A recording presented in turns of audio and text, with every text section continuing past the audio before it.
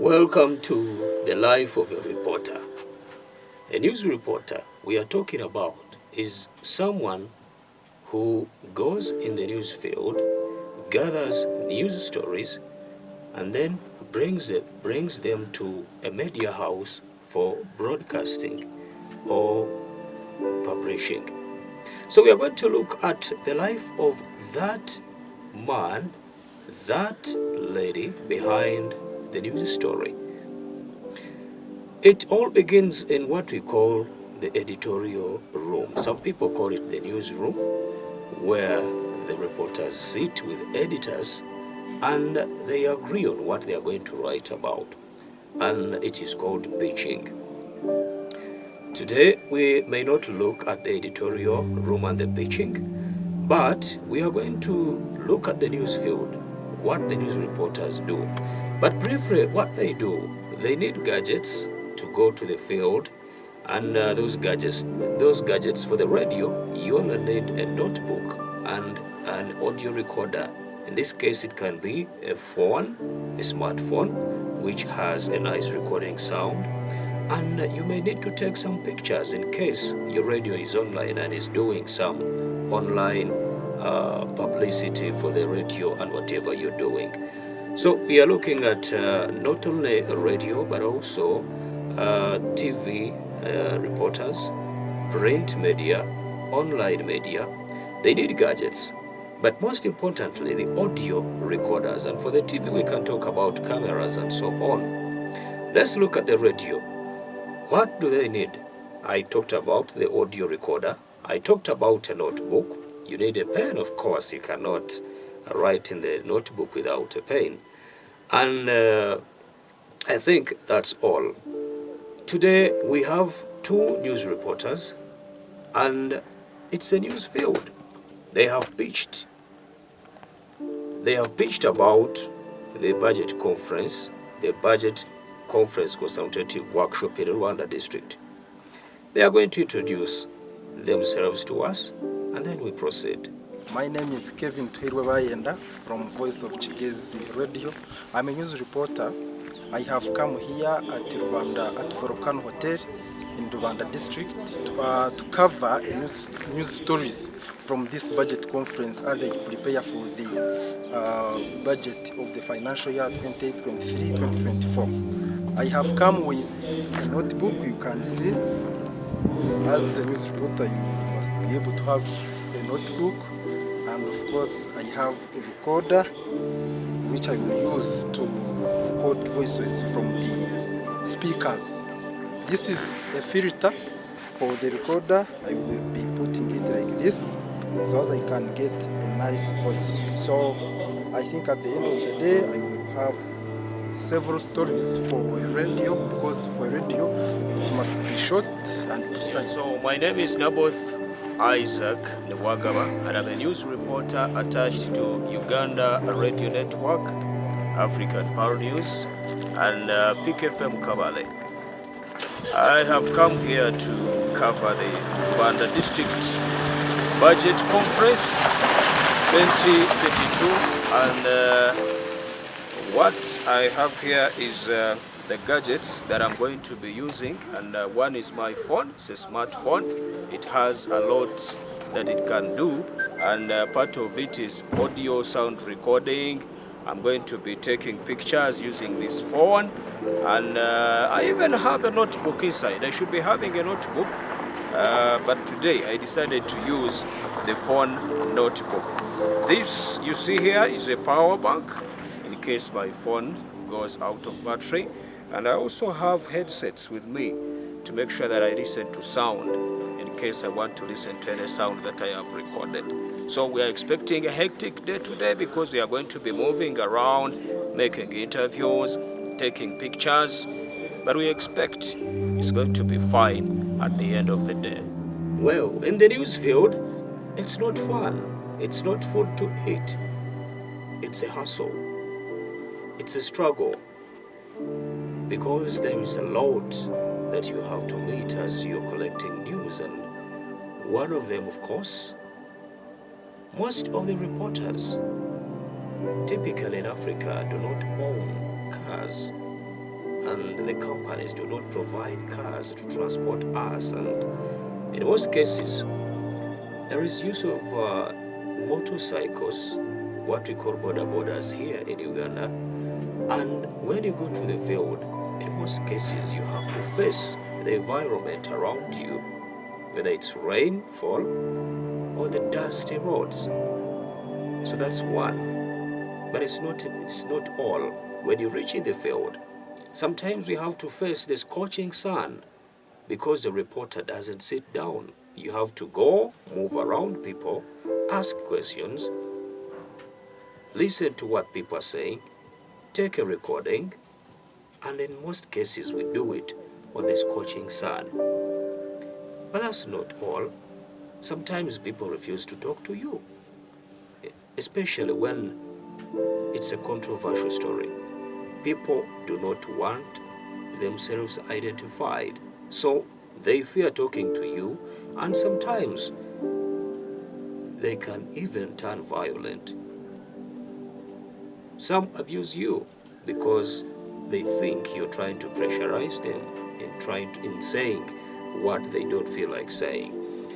But in the news field, when we reach there, you must be set. Your recorder must always be on, and you make sure that nothing leaves your ears. You take a recording of everyone you find there, just in case you may need them in the news story. And sometimes when you don't get what you want, then there is time for interviews after, let's say, an event. And sometimes it's not an event. You just go straight and begin interviewing people.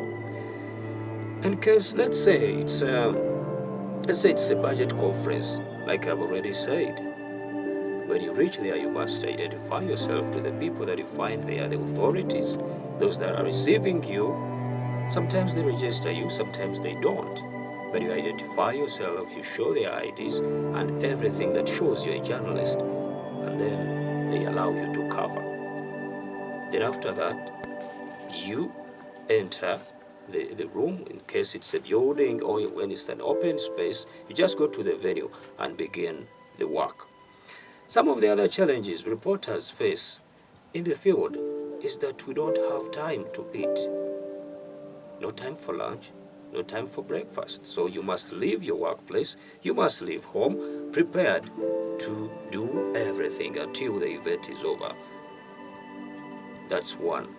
Secondly, there are some people who actually think they should command you on what to do, especially when they think it favors them. And in this case, I may talk about politicians, business people, prominent people who want to either promote themselves or defend their image in the public. They tend to manipulate us and tell you what to do. And sometimes it's a little bit irresistible basing on the environment of that day. But as a professional journalist, you must make sure that you stay objective, that you stay impartial, and you refuse any kind of influence. But journalism is not all about problems. There is a lot to enjoy. Regardless of the hustle, regardless of the struggle, there is what we call passion. When you have passion for this kind of profession, it is going to be fun. The problems, the challenges, the rain, the sun, when you look back and look at the story you have done, you feel good. You say, wow, I've made it. So journalism is good in that matter, that when you have passion for it, you will always celebrate whatever happens in the field. And it's very good to write a story, and it makes an impact on the community.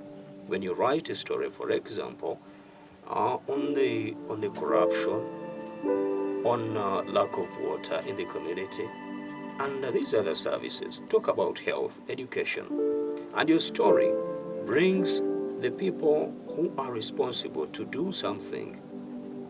Then you look back, see what you went through, and you say, wow, I have made an impact. So that's the beauty of journalism. And when you're walking around and people are calling you, they are saying, hey, what's this? What's going on? You feel really relevant in the community, because journalism, as they say, is the watchdog of the society. A watchdog keeps smelling. It's smelling danger. It's smelling intrusion and all that. So people come to you, they want to know what's happening. Either they need accountability from the government, or maybe they have something they would like to communicate to the government. And when you feel you are between the people and the government, or any other person they want to talk to, journalism is good for networking. You know, as they say, the biggest capital is social network. So in the news field, you meet a lot of people from several kinds of classes, from different backgrounds, politicians, business people. You meet religious leaders, people from different places, and you move from place to place, meaning you get exposure and experience in handling social matters. So journalism, it can be a piece of joy in that manner. And most importantly, when you're doing it professionally and there is no one who can come and point to you and say, hey, I think this is wrong. So I encourage everyone who would like to do this profession to get prepared. It's only about two things. You have passion for journalism, you have a goal to achieve, and then finally you go to school, because it's about having some qualifications to do this.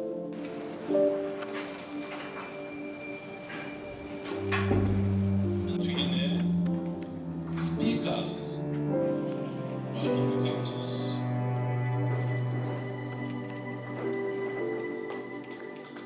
168 large-scale farmers on lists fund have been negotiating a cow that at least will get a supplementary of around 100 million. Then we dispatch that money to the council. Right, here we are from the field. We have covered what we covered from the Rwanda District Budget Consultative Workshop. So now I have to gather everything and put it in order to make a news story. And before me is a computer that we use to edit sound bites, and we write the stories from here. So now I'm going to write a story. I already have an idea. I have a headline, I have an introduction, and I'm going to write a story that is going to be broadcast on radio air. So after writing my news story, I'm going to insert everything that I have recorded using my phone. I'm going to use the USB cable to transfer the sound bites to a computer. Then I will edit from here.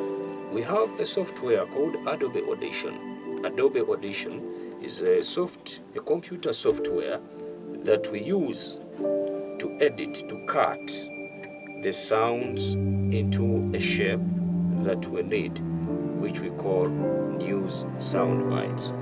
So now the story I'm going to write here, I'm going to submit it to the editor, who is going to look into it and approve it for on-air broadcasting. He's either going to accept it or not. And I pray that he accepts, because sometimes he refuses, of course, depending on what you have presented. So I'm going to write a story. It will be broadcast, probably if the editor accepts, it will be broadcast tomorrow in the morning at 7 or 8. At 7 in the R, Ruchiga Runyankore News, then at 8 in English News.